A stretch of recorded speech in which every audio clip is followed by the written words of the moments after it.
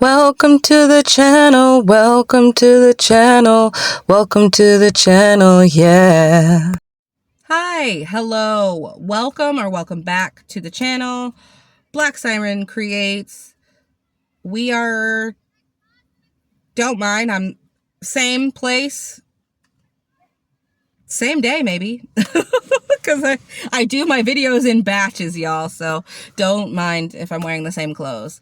I am your resident part-time booktuber, and today's stream of consciousness, I've got my handy dandy notebook. We are going to talk about my top 10 favorite books, or what I like to call books that live in my head rent-free. They don't pay me no rent or utilities. They're just in there all the time. I just wanted to kind of give you a glimpse into my mindset of books that have resonated with me and stayed in my brain and I think about a lot.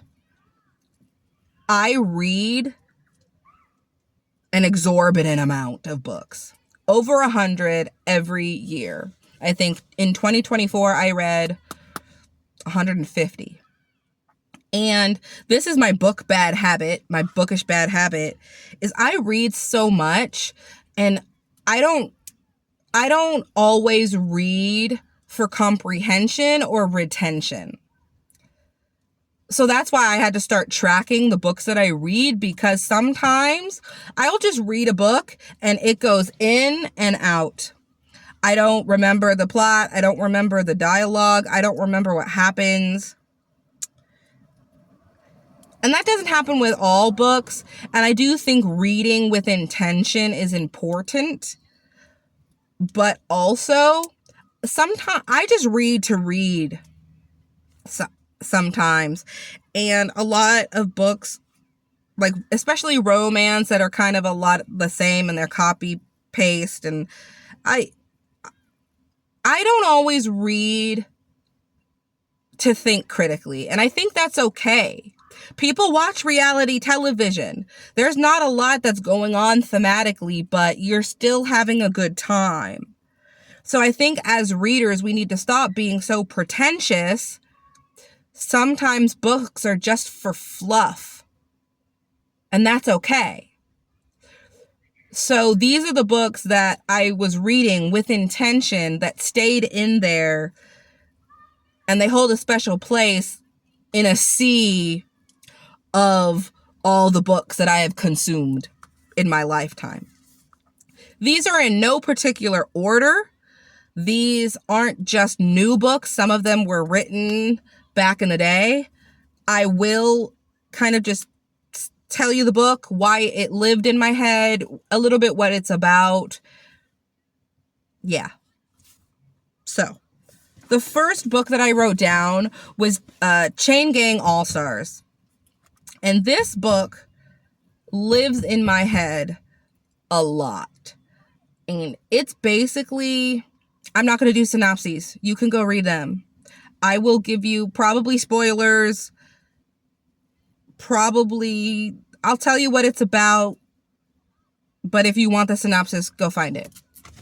So this book, basically take the Gladiator, put it on TV, Spartacus. So it's in a futurized setting, kind of a dystopian world where they have commercialized and profitized these kind of gladiator games. But the people who are in the games are prisoners. And they basically, it's like, hey, you might be able to get out of jail if you go participate in these games. And they're usually always like death row people. And it talks a lot about, and it's multiple POV. You're following some of the prisoners, and there are layers, because you will be in a chapter and you're like, okay, who is this? Why do we care about them? Because sometimes it goes into the head of the government official that started the games, a prisoner who is about to sign up, people who have been in the games for a while, people, the daughter of a prisoner, somebody watching, and how it affects. So it's multi-layered. It talks about a lot of things that are important, like how, people in prison are mostly brown, and how the prison model itself doesn't actually help anybody or do anything. It's very complex. There's a lot of social commentary showing, do people who make a mistake or kind of go down the wrong path, are they not humans? And it's very graphic. It's very bloody.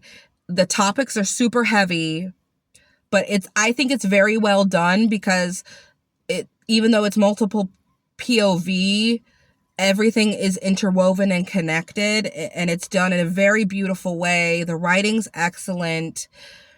A lot of the topics are hard hitting, but not in a soapboxy kind of way. And it's done through a science fiction-y lens, and it's very thought-provoking, and I think about that book a lot. Number 2 is a series. It's the Xenogenesis series by Octavia Butler. I will talk about this series a lot. It's one of my favorite series of all time, and it's basically about, it's a trilogy, and it's about the human race has basically destroyed itself. It's completely dystopian world, and these aliens had been at the end of the world just at the right time, and they kind of saved a lot of people, humans, right at the brink of destruction.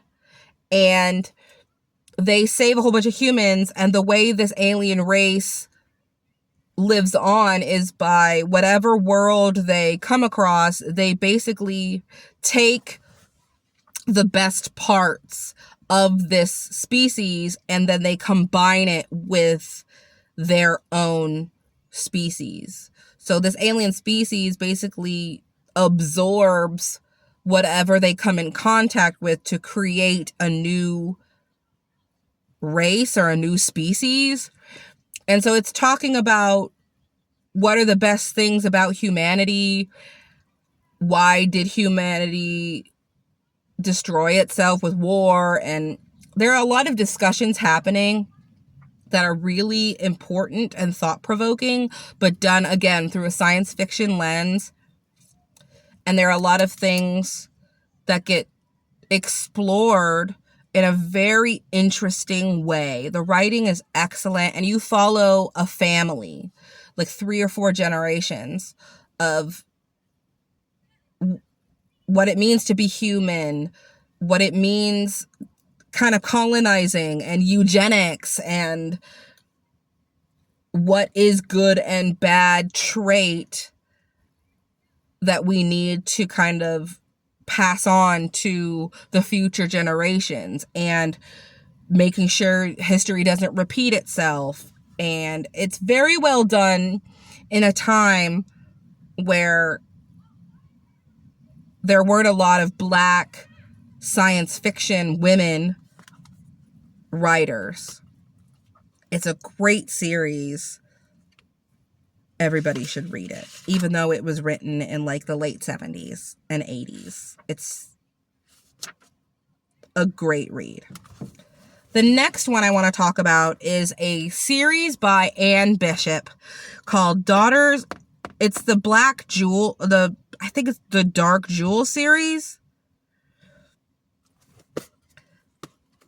And sometimes I have a hard time recommending this one to people, because it was written, I want to say in the 90s. And there's a lot of trigger warnings. There are a lot of bad things that happen that if you are not in the frame of mind, you should not read it. There's sexual assault, there's pedophilia. There's a lot of bad things that on paper, and you're like, you read this book and you liked it. But this is one of the most advanced magic systems I have ever read in my life. It's a matriarchal society, but there are all these different races. There are long-lived races, and basically the world has manipulated magic in a bad way, and basically there's a girl who gets born who has to kind of save the world from itself. But the magic system is very interesting. It's matriarchal, so it follows the, women in power and how the men are supposed to serve her, but how that gets corrupted. And it's very good. It's very dense, and there are a lot of trigger warnings, like I said, but I do think it's still worth a read, because I think it's very easy in our time we live in to cancel people for things or say something is trash because it has questionable content. But I think that as long as something gets done and written with the utmost care, I think it's okay to write things as long as you kind of know what you're going into when you read it. And this series is the magic system and the world building is top notch. And it just comes with a lot of heavy things that I feel like this book wouldn't get published now. Because I think a lot of people would have a lot of issues with what happens in the book itself. Another book that I love is Symphony of Secrets by Brendan Slocum. And it's just the first book that I've read like that. It's a musical mystery, and it's a dual timeline set in 2 different time periods. And it's about, at first, this guy who studies music, and one composer in particular, and he gets the opportunity to look at a long lost symphony, like written music, and he has to go in to authenticate it.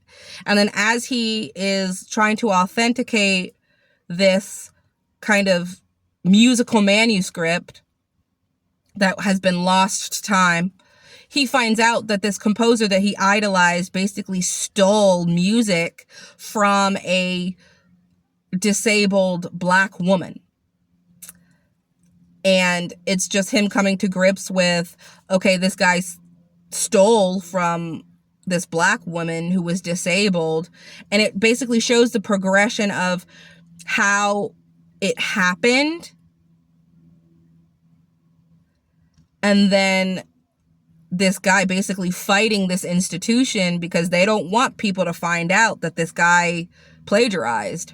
And he basically has to run, and he gets his life almost dismantled because this foundation didn't want to admit that this guy was a fraud.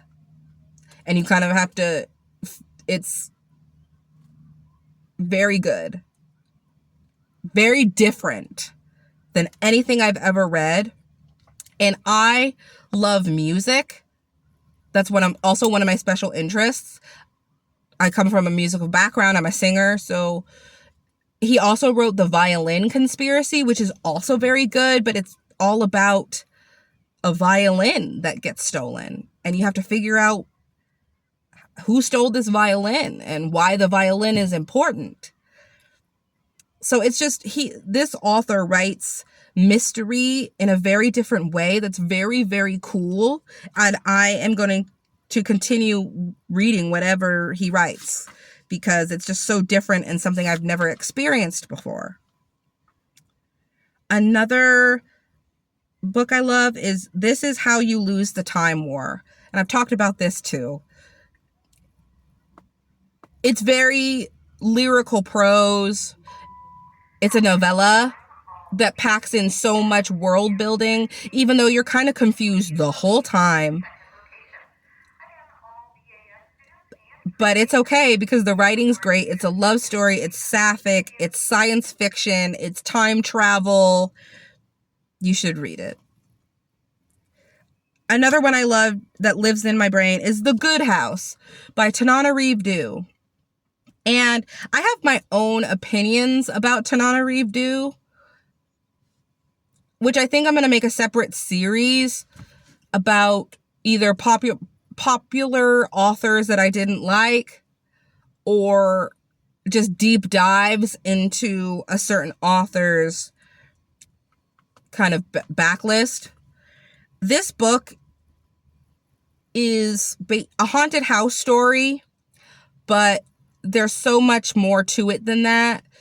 It's about magic. It's about ancestral knowledge, what we pass down to our children, what we keep from our children, how our history gets lost, how traditions get lost, how history can come back to bite you in the butt. Talking about ancestral land. It's really dense. Again, another book that has a lot of heavy hitting topics, but I think there's possession, ghosts, a haunted house. It's really, really good. You need to stick with it though, because it'll take you for a ride and and it's 600 pages. So be warned. Another few books that get stuck in my head a lot. The Adventures of Amina al-Sarafi. It's by Shirin Chakrabarti, which she wrote the City of Brass series, which I did not like. But I did like this one. It's about a middle-aged pirate. A middle-aged lady pirate. Enough said. That's all I needed to read that book. But it's, like I said, it's a cast of characters. It has found family. It's adventure. There are gods. There's magic. There are creatures. It reminded me a lot of the Pirates of the Caribbean, but better. Let's see. We have the next one, The Sunbearer Trials, lives in here. Written by Aidan Thomas. It has a lot. It's like a love letter to Latin culture. It's YA. The magic system is really well done. It's kind of like Percy Jackson, but Mexican. But it's like a love letter to Latin culture. But it has lots of diversity. There are deaf characters, trans characters, gay characters, lady characters, trans characters, and the world building is very nice. The descriptions in that book just made my mouth water, made me totally visualize this world. And it's kind of the Hunger Games and Percy Jackson, but if everybody was brown and queer. So last one, The Poppy War by R.F. Kuang. It's a part of a trilogy, and I have only read book 1. I haven't yet gotten to the other 2, because that book, I cried when I read that book. It's Chinese historical fantasy.